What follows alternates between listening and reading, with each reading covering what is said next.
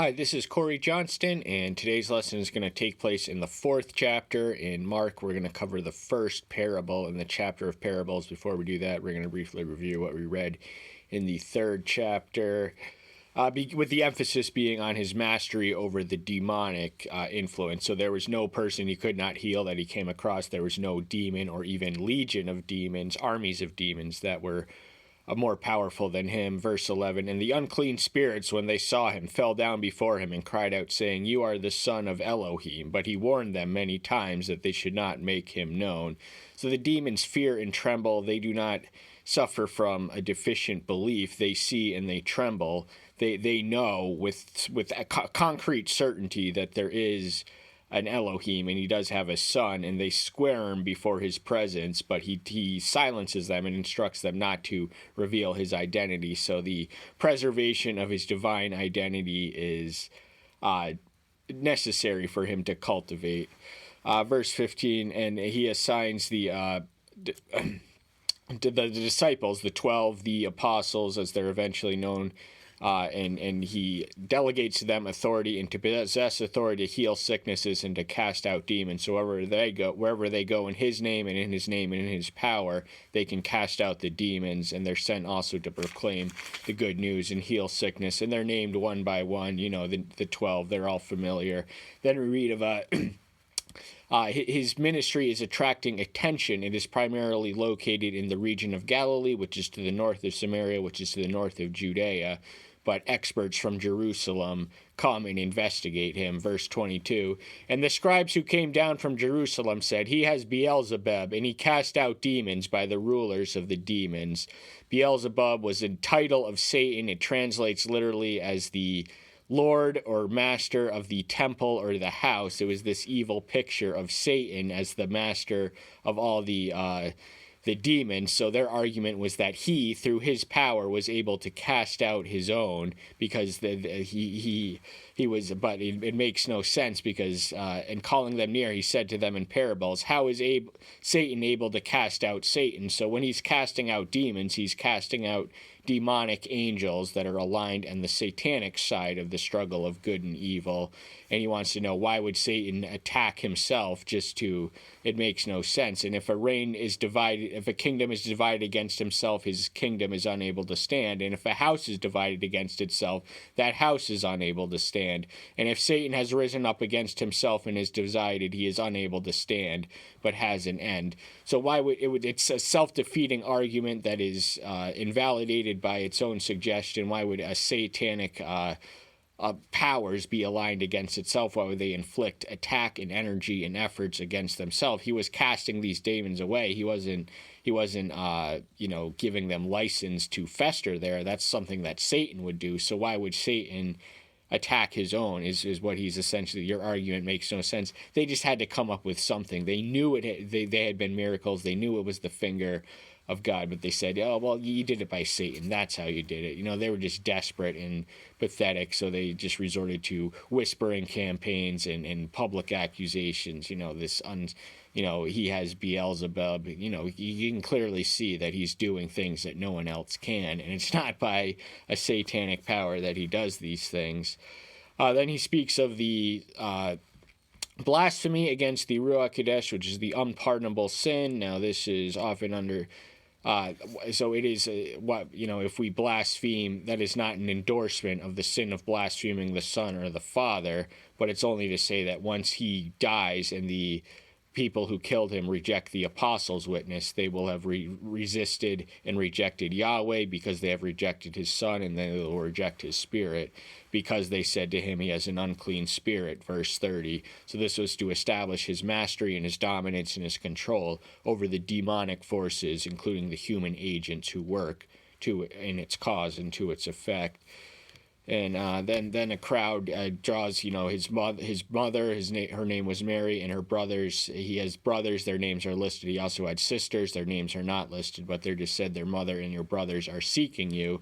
They said in verse 21, he is out of his mind. They were concerned with the man that they had grown up with, in a house with, and just all this ministerial activity, and he was just going beyond himself, and all this frenzy that had gravitated around this person who had lived an obscure and ordinary life.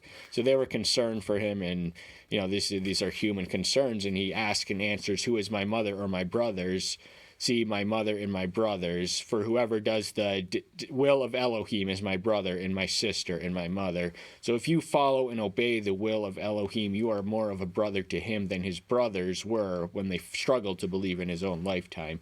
Post-resurrection, they came to an awareness of who he was, and they became stalwart. Two of the brothers, James and Jude, have epistles which bear their name in the New Testament. But the family of faith, we are the blood that we share is the blood that was shed for us on the cross, and we are blood brothers and blood sisters and spiritual siblings in the same spiritual family, no matter what your faith, church, or denomination is. If you belong to the Church Universal, then we are all part of the same family. Verse 1, chapter 4, Gospel of Mark. "And he began to teach again in the sea, and a large crowd was gathered to him, so that he entered into a boat to sit in the sea, and all the crowd was on the land facing the sea." So teaching was one of the aspects of his ministry. He did several things. He performed miracles. He did healings. He did exorcisms. He also taught. He also preached. He also, fed 5,000, 4,000, really didn't matter. He did a lot of things, but he was the best teacher, and so he drew a crowd. And to distance himself from the crowd, he preached by the boat because the crowds are overwhelming them. Everyone was there just to touch his garment, whether they were sick or lost or anything else. They just had to, they were gravitating about. So he put himself at the comfortable distance. He preached. He taught them from the sea, and they were on the land while he was in a boat, not far, but, enough to create a distance. So his pulpit was the boat. That was the piece of wood which constructed his pulpit. "And he taught them much in parables, and said to them in the teachings." Parable is an instructive illustration that relates something new in the context, or teaches something new that in the context of something that is relatable. It uses familiar scenery of everyday nature and common everyday occurrences as illustrations to impart a didactic truth. Didactic means morally efficacious or valuable one. So we're often taught to look for the moral of the story, but not every story has a moral. But the parables do. So without the moral to the story, they are definitionally something else. And the reason that we already saw the opposition against him. He had attracted the attention of the central authorities in Jerusalem, who had came down to smear him out and snuff him out and get rid of him. So the reason that he was relying on this method of teaching, now Mark is not the most extensive, certainly the least extensive recordings of his teachings and his sermons and his preachings. Mark's is more action-oriented. They describe what he did, the miracles, and where he was, than the things he said. But this is the fourth chapter is his most extensive treatment of the written word. And he says, "Listen, a sower went out to sow, and it came to pass, as he sowed, some fell by the wayside, and the birds of the heavens came up and devoured it." So this is the relatable imagery. This would have been a farmer sowing seed. This was an agrarian society. The original audience would have been culturally rural, or certainly more rural than we are in our industrial modern era. So sowing a seed would have been familiar to them. This is the planting of the seed, which the crop you're going to extract from the ground. And, the problem is that if birds come, birds are the enemies in the sky. They can snatch that seed away. Nothing's going to grow there. And the bird, just a heads-up preview, is a symbol of, or an allusion to the satanic or demonic forces. But he explains the meaning. We're not going to comment too much on that. We're going to comment our interpretation on top of his interpretation. And the other fell in rocky places where it was not much soil, and immediately it sprang up because it had no depth of soil. So despite the differences in their circumstances, the same end result is identical in this planting of seeds, this spreading of seeds. And the reason was because the soil, it wasn't the soil, Satan was there and the soil wasn't there. The birds were there, and so soil without much depth is not going to have any roots, and it's not going to have life. It's not going to last because rocky If you grew on rock, now this scenario would have been familiar to ancient Palestinians. They had rocky agricultural soil that demanded labor and physically unrockifying it, so to say. But where there's no depth, there can be no growth, there can be no life, there can be nothing of lasting value. If there is no depth, if there's rocks in between the lower tier and the upper, there's not going to be a higher tier. But when the sun was set up, it was scorched, and because they had no roots, it withered away. No roots, no life. Without roots, you can chop a tree to the stump, as Joe says, and it will grow. He envies the tree and that its rejuvenational potential in his own situation. But the sun would have been it is necessary for life, but too much. If it scorches the plant, then it's not going to grow. It's going to be withered. It's going to be dry. It's going to be cackled when it is withered under the heat of the sun, and others fell among thorns, and the thorns grew up and choked it, and yielded no crop. So we have three obstacles and windows into obstacles of fruitful planting. And the planting is, remember, it is metaphorical to evangelical harvest and conversion in depth. So 3 out of 4 of the seeds that are planted do not make it, and we'll expound more fully on the reasons why in light of his interpretation. And the other fell on good soil and yielded a crop that came up, grew and yielded a crop, some 30-fold and some 60 and some 100. So the difference and the result was in the difference in the beginning. This one came from good soil. There were no obstacles, there were no thorns, there were no thistles, there were no birds, there were no excessive sun. It had just the right climate, just the right soil, and this did its job. It did what it was born to do, which was produce and multiply, reproduce. And some, this 30-fold, this number can be likened to evangelical harvest in the practice of making disciples who make disciples, and we are not all called to yield Billy Graham results, but God does reward the effort, not the outcome. He gives us the gifts and the opportunity. So we ought to be molded into, what type of seed am I? Am I a 30-fold, a 60-fold, or a 100-fold seed? How many disciples am I going to make that are going to make disciples? And, you can go beyond 100-fold, but, realistically, we are not all called to that result, but that just the satisfaction of doing your part, it may be an infinitesimal dip in the balance of the cosmic struggle of good and evil, but it is still a victory because you did your part. And he said to them, "He who has ears to hear, let them hear." This is his way of saying, pay attention, listen closely. What I have to say is important. Hone your ears in, concentrate, focus. Don't let this slip. Don't let it go in one ear, out the other. What I have to say is important. That's just another way. If you have ears to hear, you may as well use them and hear what I'm going to say, because what I have to say is important. And when he was alone, those about him with the 12 asked him about the parable. So the ears that he calls us to use are not the physical ears which can physically absorb physical sound, but the spiritual ear which is alive and alert to the spiritual dimension, the spiritual realities. It is able to intuit through the awareness of spiritual stimuli and ultimately process it. So we have to use those. Now, in all honesty, we are indebted to his interpretation to know what this means. This parable, this method would have been familiar practice amongst the rabbis of his generations. They did not teach except in parable, but so exceedingly profound were the masters in profundity and depth that he is rightly called the father of parables. And these 12 are lucky to know him because, with the author comes the interpretation, the hidden meaning, and we are his disciples. They were his disciples then, we are his disciples now. So what he has to say to them, he is saying by connection to us. And he said to them, "To you it has been given to know the secrets of the kingdom of Elohim, but to those who are outside, all are done in parables." So parables are only mysterious to those who are outside the kingdom. they are known and understood by those who are in the kingdom and diligent enough to do their own homework, to know what they need to know, to read the parables, to be prepared and equipped, to always have a word on their tongue when the opportunity comes to answer for your testimony. He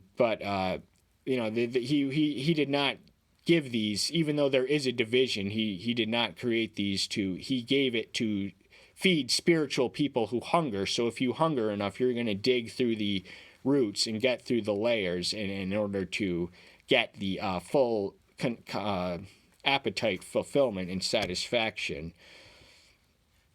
So we have to want to know the mysteries. And mystery as a term once was much mysterious, but it's now have been known. They remain mysteries to those who are outside the kingdom. So we want to be in the fold of the sheep and not of the goats. The goats are those who are outside the fold. They are hell-bound, and that's not where we want to go. And he said to the... so that seeing they see, but do not perceive, and hearing they hear, but do not understand, lest they should turn and their sins be forgiven them. This is a quotation or a reference of Isaiah 6, 9, 10. So what was true of the apostate generation of his day, 700, 800 BM, before Messiah was alive and well. They had the visions, they had the prophecies, they had prophets as profound as Isaiah, the greatest written one. But they did not see, they did not know, they did not understand. And one of the principles we deduce from our plenary analysis of parables is that the heart will not understand, the ear will not hear, and the eye will not see what the heart is unwilling or unprepared to comprehend. So one of the names for this parable is the parable of the seed, but I think the more appropriate name is the soil, because this brings it to our responsibility. We have to cultivate the soil of our heart to receive a revelation foundationally and in greater abundance to go out there and, build the kingdom that we can. Sin will get in the way, but the knowledge that our sin has been forgiven and the new perception on sin. So if you are walking by eyes of sight, you will be ensnared in sin. But if you are walking by eyes of sight, you will have the mind that is geared towards the understanding and values the knowledge of the spiritual dimensions of life. And he said to them, do you not understand this parable? How then shall you understand all the parables? So this is the first recorded parable as far as Mark is concerned, although we did read that word. He said to them in parables, how is Satan able to cast out Satan, verse 23, third chapter. But this is the first extensive parable that we read that demands an interpretation. So he's saying, you ain't seen nothing yet, there are more. And Mark confines his recording of the parables to the fourth chapter. There's a lot more in Luke and in Matthew, but John does not include a single parable. He does not record him teaching by that method. So it is to the synoptics that we must seek the parables, and there are just a rich infinitude of them. If you're looking for answers on the definition of loving thy neighbor in action, read the Good Samaritan parable, Luke's 10th chapter. If you want to know parables that can improve your prayer life, read Luke's 18th chapter. You're going to read a parable for the enhancements of quantity of prayers, and then one of quality, and the 10th through 14th verse is the quality one. So these parables are important. They are good to know, and they are necessary to know. So we are indebted to him for the interpretation. The sower sows the word, so the seed is the word. The word, there is nothing wrong with the word itself. The word itself is able to flourish and reproduce, but only in as much as the soil permits. So we have to cultivate the soil of our own heart. We have to get rid of the weeds and the thorns and the obstacles. We have to ensure that birds do not come from the sky and pick it up and scoop it up before it even gets into our hearts. So the emphasis, the responsibility, and the responsible emphasis on this parable is the soil, not the seed, because the seed is able to do all things. The power, the word is a creative power. It's the power that put the universe in motion and holds it all together. These then are the ones by the wayside where the word is sown, and when they hear, Satan comes immediately and takes up the word that was sown in their hearts. Satan does not waste a single split second in coming and taking out the fair weather. He visits people who hear the word and they instantaneously reject it. Satan does not waste a minute, and most of these people are already under his power and control and influence without even knowing it. But it was sown in their hearts, and the past tense was, it is no more. So there's no chance of anything growing there because they let Satan get to them without resistance, without a fight, without even knowing he was there to begin with. And likewise, these are the ones sown into rocky places who, when they hear the word, immediately receive it with joy. So there is an ephemeral enthusiasm to those who, the Christianity sounds good on the surface, just doing all things are possible through the one we worship. So a lot of people like that, but then they are told the demands of discipleship, and that's when they go away. And it's usually when the crowds grew too great and too many people were gathering around him that the Savior resorted to explaining the demands of discipleship, and that was to set the fair weather disciples away from the flock who have the fair weather, and we have to cultivate both fair weather and foul weather faith.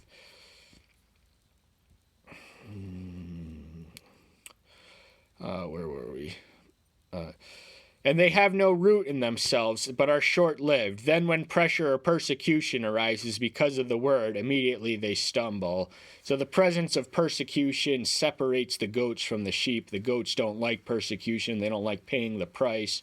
They don't they don't like the stigma that comes attached with living by these principles or calling yourself a Christian. They like it on the surface, but then when they get in it and they realize that they are persecuted for no good reason, then they will renounce and forsake and sort of slide back into their old mold. So, they did it while it lasts, but, they find they were persecuted. That separates the weak from the wise. The wise embrace the persecution with joy because our character can be molded and refined in the furnace of affliction, and our Christian qualities will shine through that much brighter in the presence of the line of fire, the furnace of affliction.